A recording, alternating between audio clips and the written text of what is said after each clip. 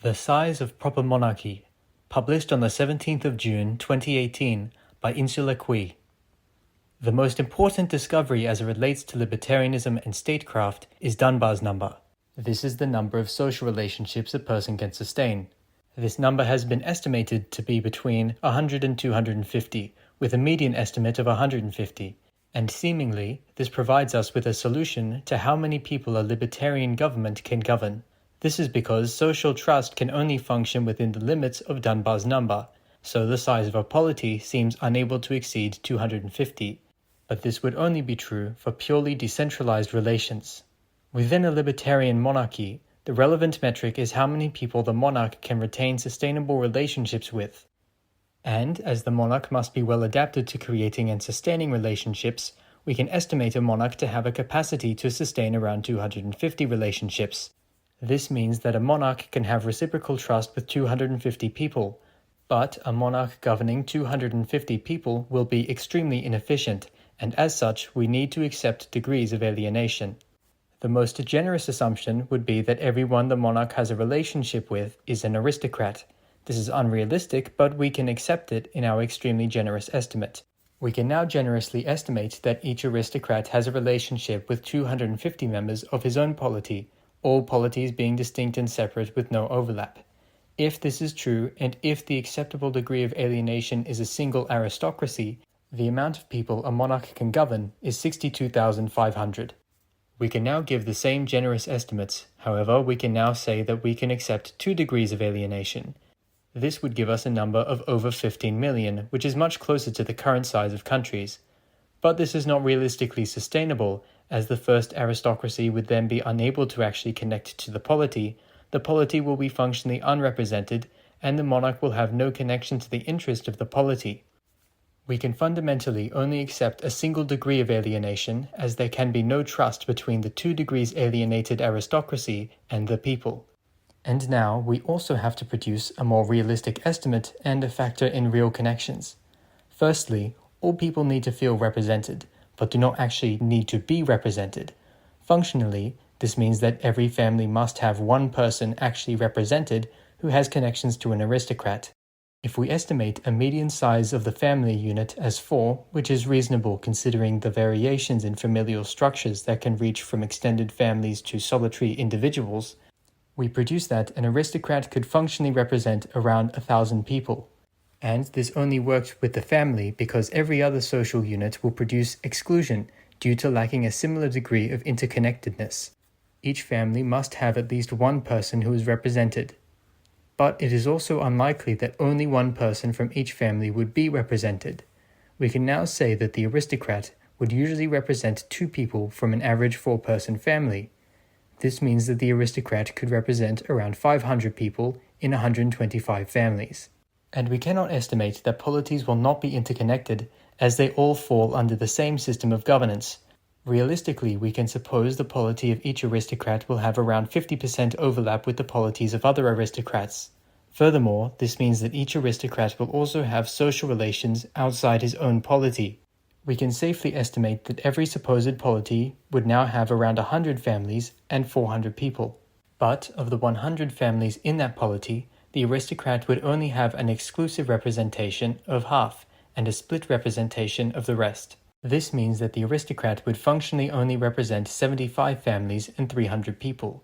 By introducing external factors, we have still arrived at a larger number of represented people than previously. However, we still have one factor we have not accounted for. We still have a really generous estimate for Dunbar's number. By reducing that estimate to a more realistic degree, we can safely say that an aristocrat could represent around 50 families and 200 people. The king has no alleviating factor of the family.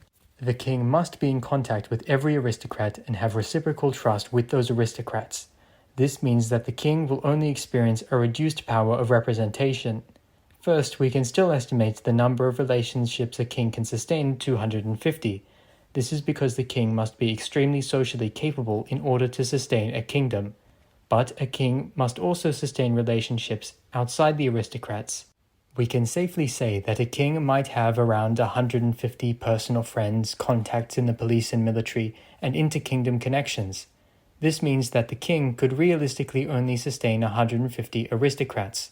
This is because the aristocrats have a statistically higher likelihood than the general population to be personal friends or in the police and military, thus fitting two categories. This means that the realistic size of each kingdom would be around 30,000. This also means that every form of libertarian governance should be around the estimate of 30,000 people if it is to be a monarchic aristocratic form of governance. However, functional systems may theoretically vary from 1 person to 62,500 people, and realistically, when the governed entity is a town, small city, or village, the amount of people governed would more closely be 500 to 10,000. This means that the estimate of 30,000 is only relevant in cities with populations that equal or exceed 30,000. But would it not be useful to combine villages and towns into a larger polity?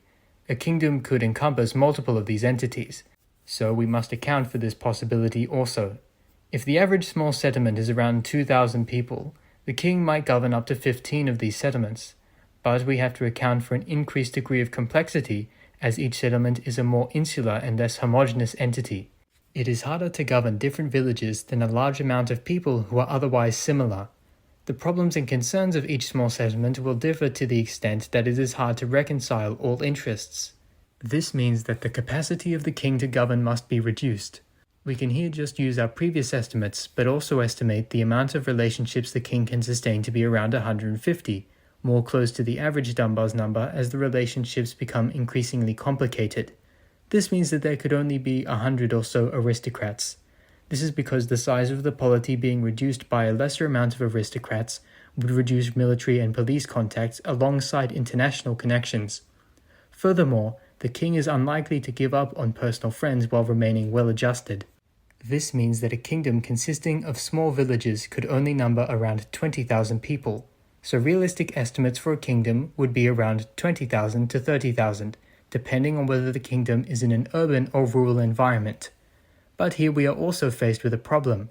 Urban environments have similar increased complexity, however this only happens when they are too large to easily be divided between multiple kings. Furthermore, in urban environments below 60,000 people, kings must see reduction in the size of their polity. From this, we can deduce that the more kings there are in an urban settlement, the harder the government of that settlement becomes.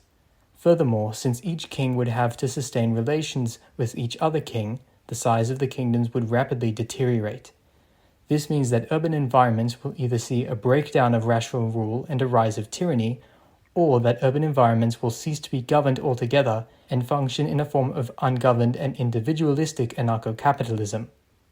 This leads us to the inevitable conclusion that the size of monarchy in a libertarian system could realistically only be a king ruling 20,000 people in a rural area or a settlement no larger than 30,000.